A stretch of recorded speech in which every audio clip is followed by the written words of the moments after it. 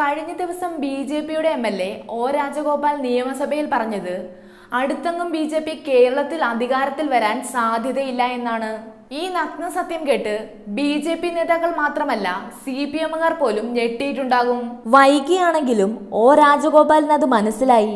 BJP അടുത്തെങ്ങും കേരളത്തിൽ അധികാരത്തിൽ വരാൻ സാധ്യതയില്ലെന്ന സത്യം നിയമസഭയിൽ CPM-നെ കുറ്റപ്പെടുത്താൻ വേണ്ടി പ്രയോഗിച്ചതാണെങ്കിലും വിവാദ വാക്കുകളിലൂടെ പണി കിട്ടിയത് നേതാവിന് തന്നെയാണ്.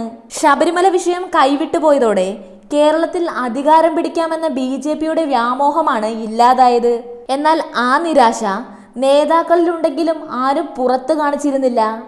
ഇപ്പോൾ ബി.ജെ.പിക്ക് തന്നെ നാണക്കേടുണ്ടാക്കുന്ന പരാമർശമാണ് അബദ്ധത്തിലാണെങ്കിൽ പോലും ഒ രാജഗോപാൽ നടത്തിയത്. എന്നാലോ വരുന്ന ലോക്സഭാ തെരഞ്ഞെടുപ്പിന് വേണ്ടി തിരുവനന്തപുരത്തെ ബി.ജെ.പി സ്ഥാനാർത്ഥിക്കായുള്ള ഓട്ടത്തിലാണ് ബി.ജെ.പി നേതൃത്വം.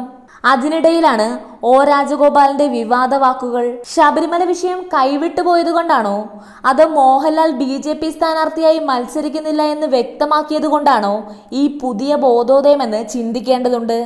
ഏതായാലും അവസാന പ്രതീക്ഷയും ബി.ജെ.പി നേതാക്കൾക്ക് നഷ്ടമായതിന്റെ തെളിവാണിതെന്ന് വ്യക്തമാണ്.